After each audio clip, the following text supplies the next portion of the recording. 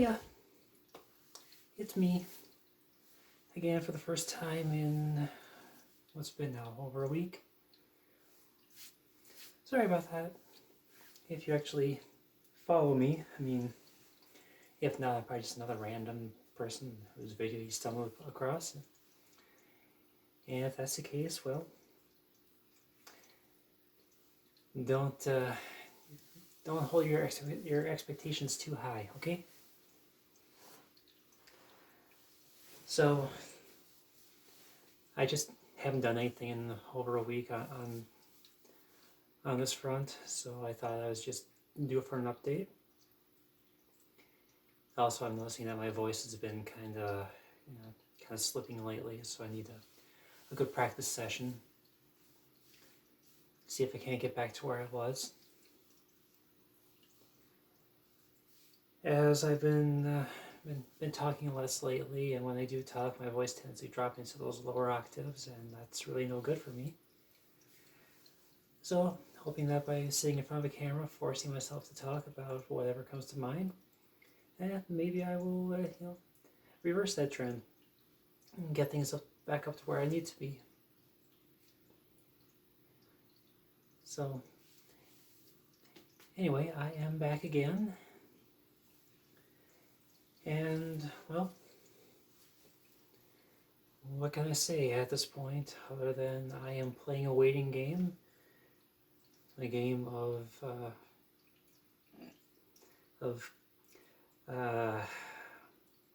what's the term I'm looking for? Like bated breath or something like that, where I'm very nervous about the next few weeks here.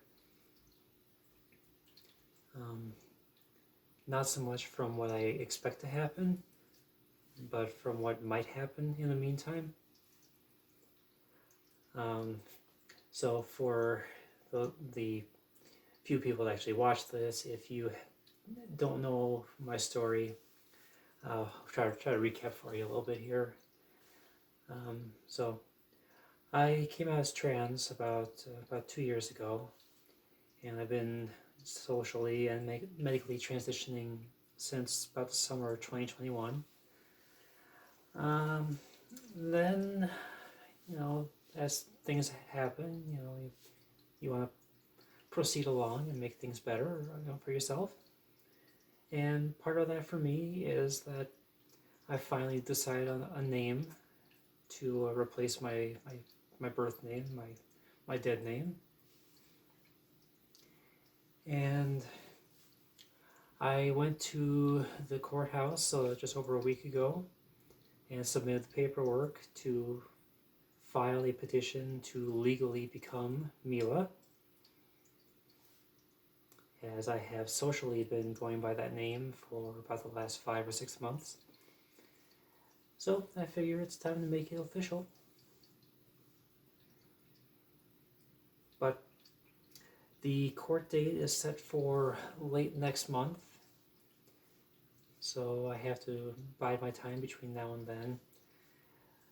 Although part of the waiting period needs to be filled by a 3-week span where you have to put in a legal notice in the local newspaper.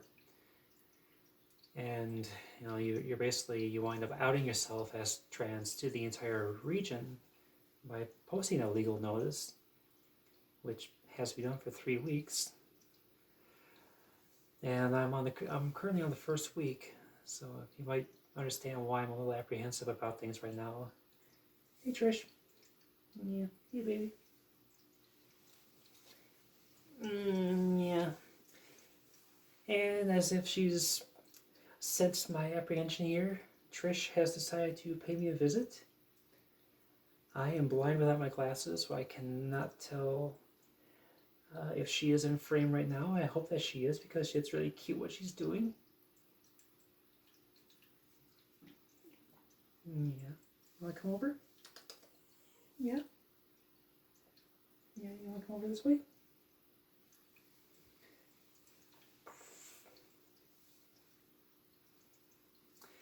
Alright, so she's just gonna wander around behind me and hopefully not show her ass. So anyway, I I have the 3-week thing with the court needing to satisfy that one condition, and after that, toward the end of the month, I'll have my court hearing, go for a judge, and we'll hopefully at that point get the judge to grant me a court order for a legal name change. But the problem about that is, there's been a lot of transphobia, a lot of conservatives going around doing their thing, making their voice heard, and it's got me on edge. I'm very, very uncomfortable at this point in my life because I don't know what, if anything, might happen to me having been outed the way I have been.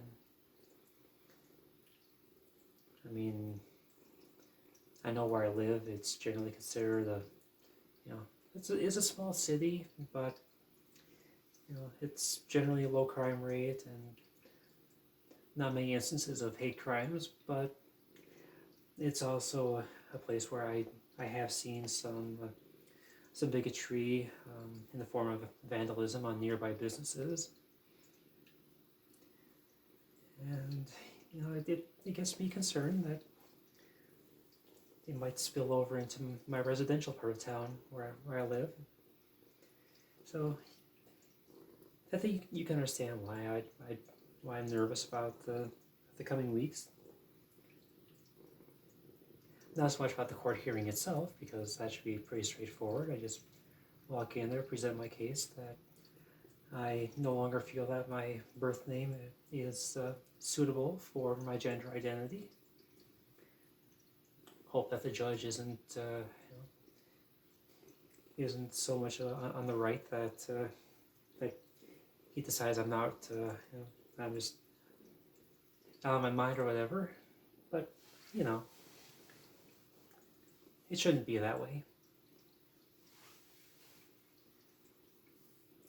Then after that, from that day forth, I get to leave my old name behind, have it well and truly be a dead name, and I will be Mila. Last name withheld because reasons. But yeah, that's the biggest thing going on in my life right now. But not the only thing.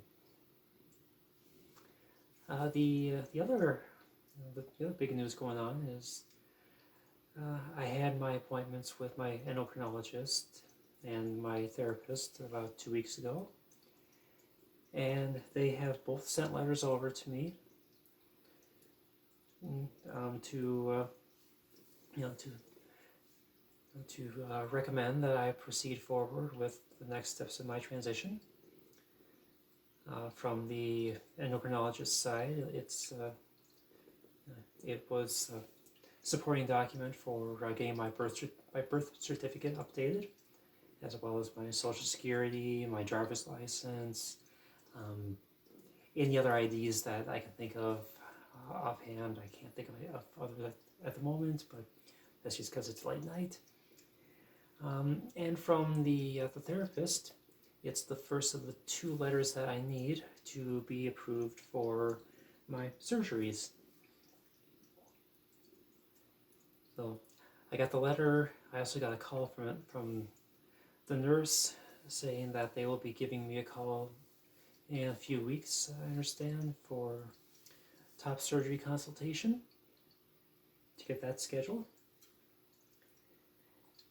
And toward the end of May, I have an appointment with a second therapist to get the bottom surgery approved.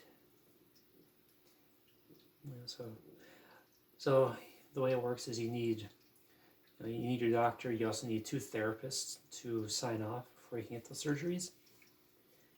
So I've met all the conditions so far except for the second therapist. So, end of May, I've got that appointment, and after which they say it'll be about between a year and a half before I actually get the surgery. So, still more of a waiting game, but that's okay, right, Trish? That's okay.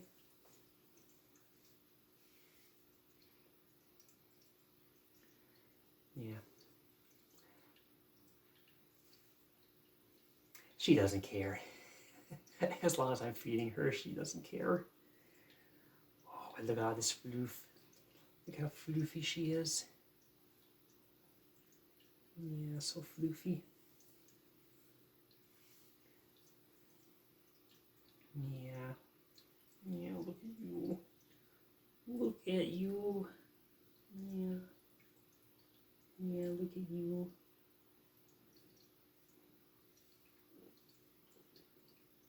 Seriously, she is so soft and fluffy. She is such a fluffy kitty. Part of that is my fault from being a little too generous with the snacks, but I'm trying to trying to cut back on it. It's just she's so sweet and so fluffy and so demanding, all at the same time. You probably can't hear it because I'm going off an old phone, but she is purring, getting that motor going. So sweet. Such a cuddly kitty she is. So yeah. Anyway, the transition stuff is really looking really good. Really looking positive right now. Unfortunately, I'm guessing we'll be going up against the conservative candidates by the end of next year, so I'm not optimistic about them staying out of power. And their current agenda surrounding us and banning all kinds of trans-related healthcare things. I mean, yeah, it's just the just the stuff for the kids right now. But like in Oklahoma, trying to outlaw the insurance coverage of all trans health care, and then you got I know there's other states that are trying to do it for young adults too. As old as 26 years old. So, one state pushes the envelope a little bit, the next one's going to go and do the same thing, push a little further and a little further, and I don't see things going smoothly for us if the Republicans get back into the White House or take control of Congress. So I want to get this whole thing done before that happens. So at least they can't stop me at that point. But I'm definitely apprehensive about my long-term future because of that. But I guess I just gotta wait and see what happens. Maybe common sense will win out, and we'll elect people that decide to just leave us alone for a change. Let us live our lives, because that's really all I'm trying to do is just live my life. I'm not rocking the boat or anything. I'm just trying to go from day to day in a skin that I'm comfortable with for once. And why is there a cat here floating? Whatever. But anyway, enough of that. Yeah. So I should tell you a little story. I tried to before, but the camera wasn't working properly that day. I was trying a different setup. It failed miserably. But anyway, the day that I met this one was kind of a fun little story on that. See, this was back in 2019. I'd been living here for about 8 months by that point. It was beginning of August in 2019, and I had finally decided that, having lived in so many places before where I could not have pets because I rented so much, and it was always a no pets policy whenever I had a landlord. I mean, you'd be surprised at just how hard it is to find a pet-friendly place in this region. Like, everywhere I look, I might have seen, like, maybe 5% of all listings actually said pet-friendly, but they were also they were more like houses, and the 3-bedroom places, and just things that are just way out of my price range. And they would say, like, okay, yeah, cat considered $40 a month extra, but when you're already paying about $1,000 a month for rent back in the 20 teens, that was way more than I could afford anyway. So I stuck to life with no pets, even though I wanted a cat since I was in my late teens.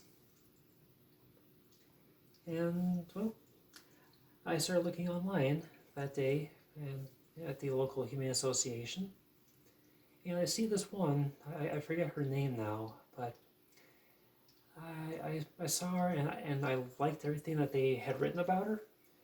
So I drove down to the association and said, yeah, I'd like to meet this cat that I saw online. And the response was, oh yeah, she's not here. Yeah, she's being fostered off-site. So at first I thought the entire drive had just been a waste, at first, but then they were like, yeah, you should just go ahead and take a look back in the kitty condo room. And let me explain that one. The kitty condo, it's different than the general cat room, if you follow. Not the general cat room, those cats, they socialize, and they'll kind of just roam around a bit. The kitty condo room, however, the cats were segregated. They were they were kept inside their own kennels. Generally 1 to 2 cats per kennel. Mostly 1 cat, but if they were like litter mates or they got on really well with each other and had bonded, then they kept 2 in the same one. But in most cases it was just 1. But anyway, I start going down the wall, where the kennels are, and the right by the entrance, and I just start looking them over one by one, reading their info cards, and none of them really stand out to me. I mean, none of them were real bad. It was just, so many of them were listed as super active or needs to be outside, and things that just were not really compatible with me, or needs multiple family members, and so on. So I'm going off one by one, looking at them, and none of them are really taking an interest to me anyway. So I'm just like, okay, one to the next, to the next, to the next, and I'm about 2/3 of the way through, down at the end of the hallway that they're within the room, and I'm looking at these two litter mates, and their info cards, they were a decent match, but before I could even finish it, I just noticed out of the corner of my eye this white splotch that just was pressed up against the glass of a kennel off in the corner of my eye. And that was this kitty here she was pressing her face up against the against the glass, trying to get my attention. Yeah, I'm talking about you. Yeah. And she, she just kept doing it. She kept pushing her face up against the glass and moving around, just dousing it with her scent. And so I turn over, turn around and read her info card, and it was like, okay, well, she's she was. They claimed she was 4 years old, which decently young. And they were saying she's really an indoor cat, which great for me. Gets along, has a good temperament. Does not like other cats, and like I said, she needs to be an only cat. Which I'm just like, okay, this is a good match. So I go over and I talk to the staff at the association, and they open the kennel for us and take her out. And then she climbs into my lap, and I start petting her, and we bond a little bit. And about 5 minutes later, she decides she's had enough, so she just walks off. And then she makes a beeline straight for the kennels on the other side of the room. At which point she starts growling and hissing at the other cats. So it was obvious that she does not like other cats.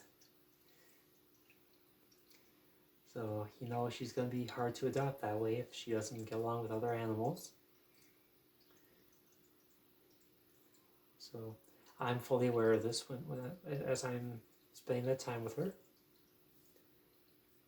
But because my condo association has a very archaic rule in their bylaws stating that you can only have one pet per household, I decide to just abide by that, and I decided to adopt her.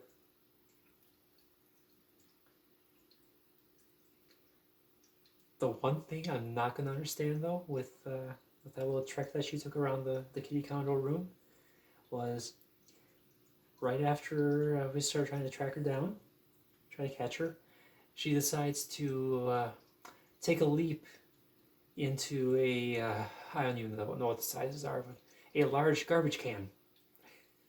She jumped from the floor into a garbage can. I have no idea why she did that. I mean, I laughed, but I was also concerned because, you're jumping into a fucking garbage can. Anyway, she's only done that the one time, but still. So anyway, they put her back in the kennel, in the kitty condo at the kennel, and I take the paperwork, start filling it out right then and there. Give them the adoption fee, or no, sorry, that was later on. I filled the paperwork, and and they need to verify the information you put down. So I drove home that day, no cats. But they called me the next day saying everything was good, and we arranged for me to adopt her that same weekend. So I brought her home, got her acclimated to this condo, and she's been really good for the most part ever since. I mean, yeah, we did have our differences when she first got here. She was very moody, I should say. Had a bit of a temper. She hissed at me many times in that first 6 months or so. And God help me if I wanted to cut her nails. Even now it's a fight, but at least she'll let me do it for the most part. But yeah, she and I had her differences. She She did shit on the floor a few times in protest. Then there was that one time when, yeah, I was working part time only, um, but the pay was really good, so I only had to work 2 days a week for the same pay almost as what I was making working full time hours at the same place. They had a 70% shift differential, so I was fine with that. However, she did not like that when I would go off to work those 12-hour days, come back, sleep, and really not give her any attention for those weekend days when I worked. And she actually did wind up waltzing right in front of me one day and just squatting down and pissing on the floor. Right in front of me. Just looked me in the eye, popped on the floor, or plopped down, and just pissed all over the floor. Just out of nowhere. I was baffled at the time. It wasn't until about a week later when I was talking to a coworker that she mentioned that, that Trish was probably pissed at me for something. The only thing I could think of was that she was pissed off because I was not giving her enough attention on my work days. And, ever since then, I've done all I can to give her attention, at least for an hour or so each day when I'm working. And I have not had that issue come back, so yay. I know, it's just random babbling about a cat, but she's my first. She's a very special kitty. I try to take care of her, I really do.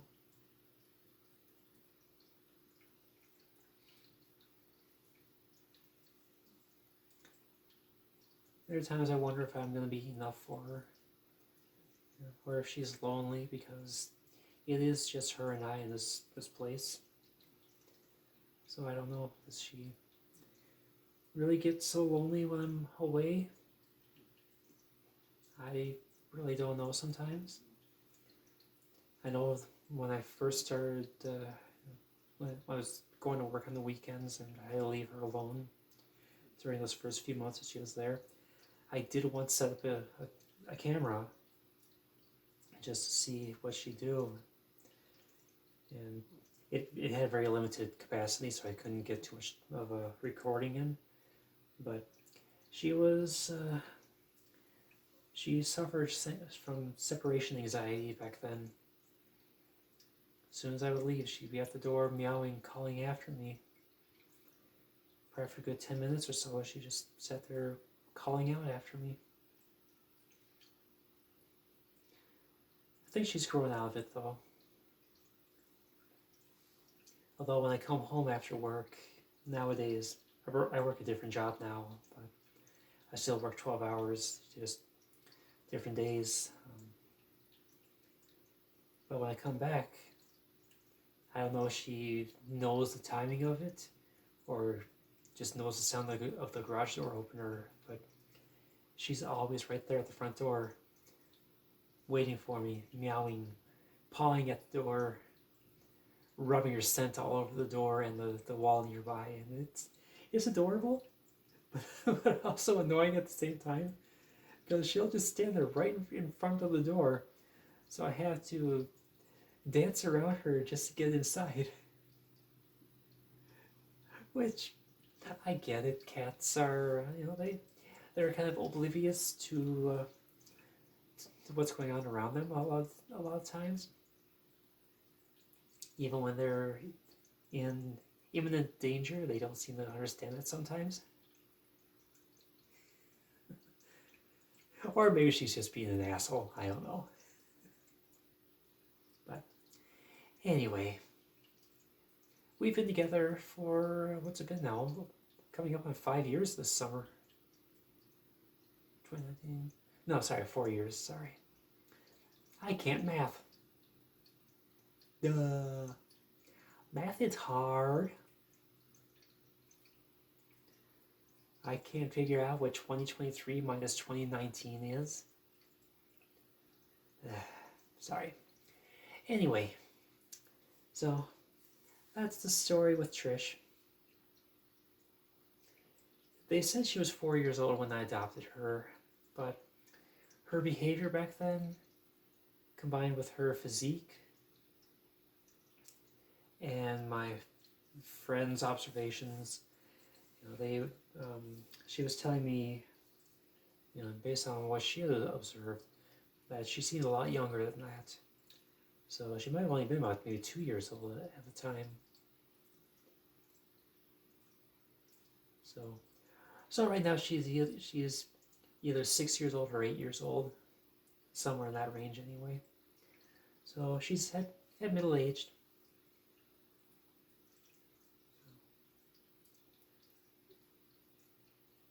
Oh, am I disturbing you? Yeah, sorry about that. Okay. So there's one last thing before I stop rambling here with these late night thoughts / story time. So I've been thinking about getting my hair changed. I mean, I did change it a little bit earlier in the year, last year. Shifted the part over, got it colored, but I think what I want to do, instead of just going with the variance of long hair, is I think I might want to actually do a drastic chop. Basically, maybe taking it back to about here. So it's like shoulder length or just about there.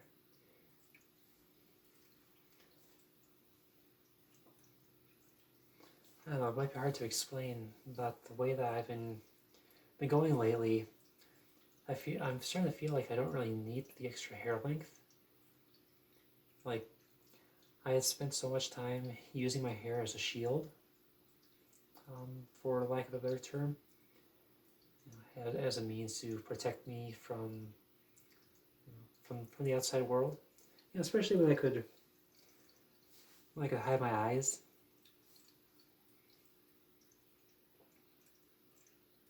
But I've been feeling overall more confident since last year.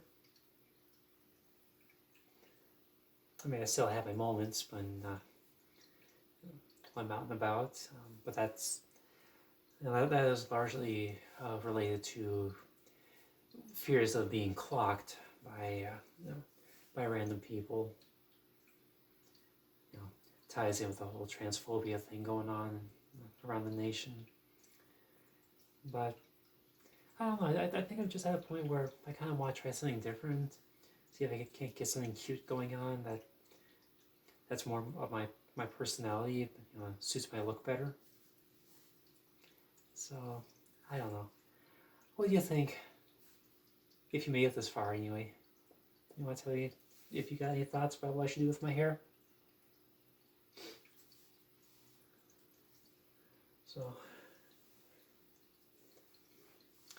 Anyway, this has gone on exceedingly long, so I think I'm going to disturb the cat, get up, and shut the camera off. Because that is, in a nutshell, what I need to do so as to not squander any more of my time off. And holy hell, cat. These leggings were straight out of the wash when I put them on not 2 hours ago. And now they are covered with your hair. Are you proud of yourself? I bet you're proud of yourself. You must be very proud of yourself for all that. Anyway, I am hoping that today goes well. I got nothing planned, but I'd still like to have a nice day anyway. And B, that I can get into my mailbox later on. I went outside about 2 hours ago and put the key in the lock, and lo and behold, the lock doesn't work because it is frozen shut. I couldn't even turn the lock. Yeah, we got one of those freezing rain, high wind things going on right now, or night, and yeah, things are quite icy outside right now. And today's not going to get much better out there. I think we got a high of 19 as temperatures have been falling all night. So yeah, it's going to be awesome out there if I go outside today. Anyway, you wonderful person, have a great day, and I appreciate that you listened to my rambling for God knows how long it's been.